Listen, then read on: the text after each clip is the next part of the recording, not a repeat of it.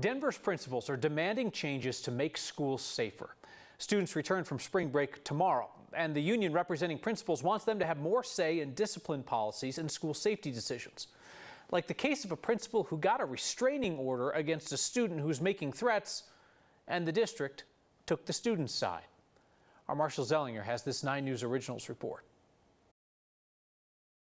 Principals are the school leaders. When students return to class this week in Denver Public Schools, school resource officers will be back in high schools, but principals will have no added power in determining student discipline and school safety. Because our leaders have equity in mind and they care about all of their students and the safety of all of their students, and they know the unique needs of their buildings, they're the best people to have at the table for these discussions. Dr. Moira Coogan is the head of the Denver School Leaders Association, a relatively new union for principals and assistant principals. That union, DSLA, just sent this letter to its members and the superintendent demanding policy changes around school safety.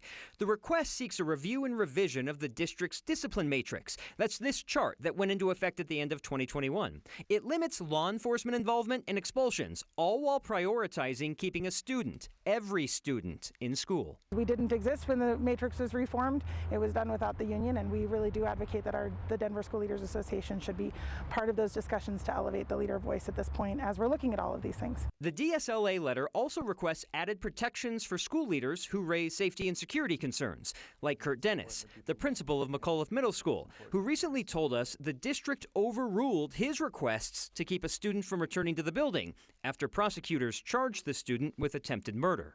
According to documents we picked up from Denver County Court, there's evidence of another principal that faced pushback from the district regarding school safety when she sought a restraining order against a student. The Denver Center for International Studies is a school for grades 6 through 12 in the Baker neighborhood off West 6th Avenue. Court documents show the principal learned of a text message threat from late January. The court record has screenshots of it. A student at DCIS writes, "About to shoot up the school and only go for the principal only." In seeking the restraining order, the principal told the court that information was shared with her that shows the student may have access to guns. She was granted a temporary restraining order by a Denver judge on February 8th. 3 days later, according to the court records, the principal of DCIS Baker emailed the judge. The email detailed a meeting between the principal, a supervisor, and a Denver Public Schools attorney, a meeting where the principal was told she would be kept from coming to school, not the student.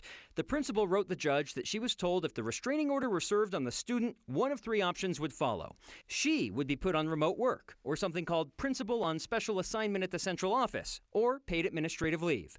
As a result, she did not have the temporary restraining order served. She ended the email to the judge saying, quote, "I remain concerned for my personal safety and that of my school." The principal of DCIS Baker did not provide us with any of these court records, and when we reached out to her, she did not want to be interviewed.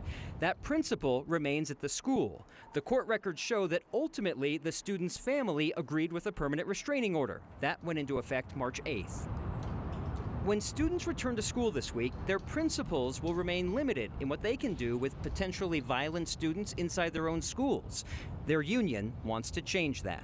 We need to have the district bring leaders to the table to talk about what that looks like and making sure that leaders have a voice, that they feel comfortable raising concerns about student discipline, that they feel comfortable raising concerns about student safety.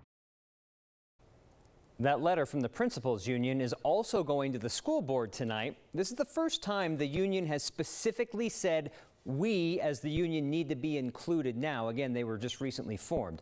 And since our first story with McAuliffe 10 days ago, we've received several tips about administrators getting pushback from the district regarding school safety decisions.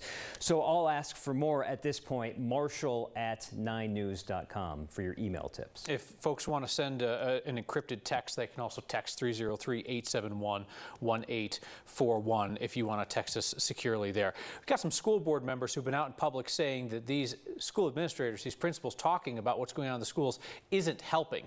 I guess that's what your definition of helping is, but it's clear that it's not just students who don't feel safe or some parents or a teacher here and there. The folks who are entrusted with the safety and security of the whole building, these principals aren't cool with what's going on in DPS. No, and the words I got from the union president, safe, welcoming, equitable, and who better to determine that for the people that are in the schools every day? Not just determine it, but at least lead the changes because they can have the voice. This is what I see. This is what's open to me, I think. perhaps this should be part of the new policy. Yeah. If nothing else, if DPS is just going to swat down the safety concerns of principals at all these schools, we could at least have a public conversation about why. All right, Marshall, thank you.